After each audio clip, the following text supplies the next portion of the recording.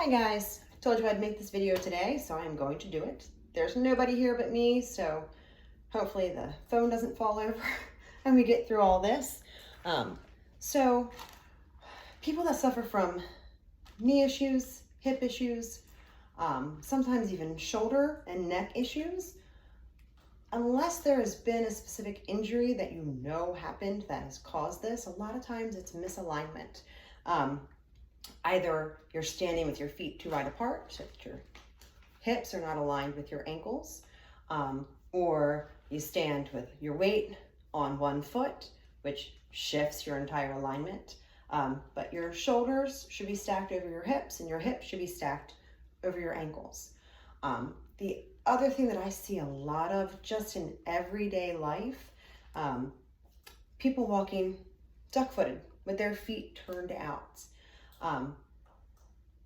This puts pressure on different muscles, and you're actually using different muscles in your legs and your hips to just walk than you should be. The muscles that you're actually intended to use to do everyday things like walking, running, climbing stairs, you're not using them when your feet are turned out. You're using different muscles, and that leads to a lot of times hip pain and hip issues, especially right in here and here, because there's smaller muscles that aren't designed to be carrying that kind of load around.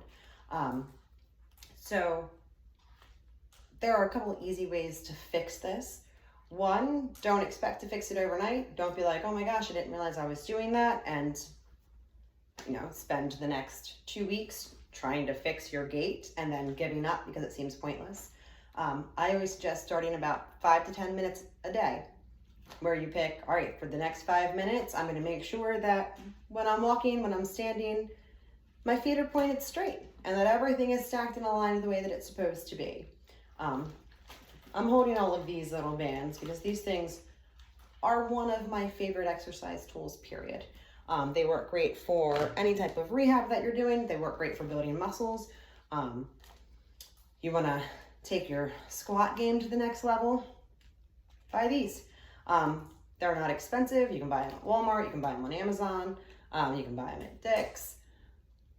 They come in different strengths or resistance, really, from extra light to heavy.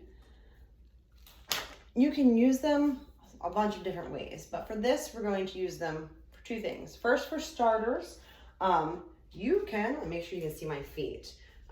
So without using the band, you can just stand still with everything aligned and then take a step to the right and a step to the left. And make sure that your feet are both pointed straight. If you notice, my right foot has a tendency to want to turn out. That is left over from when I had a stroke, and it took me a long time to teach myself and to teach those muscles how to work properly. And this was part of what I did. So it can be just as simple as this, and this will build the muscles in your quads and your hamstrings and your glutes that you need to take the pressure off of your knees and your hips and your ankles. The other thing you can do is simply sitting down, bring your leg out, again, keeping your foot pointed up, so your foot's not actually on the ground and you are just rotating out. And then the other foot. Now to take it to the next level, put the resistance band around your ankle, and same thing, keeping one foot on the ground, rotate the other out.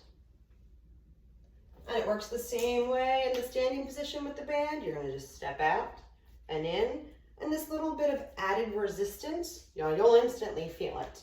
And with the band, you can also, if you rotate your feet out and step out, you'll feel the difference between the muscles that you are using versus the muscles that you should be using.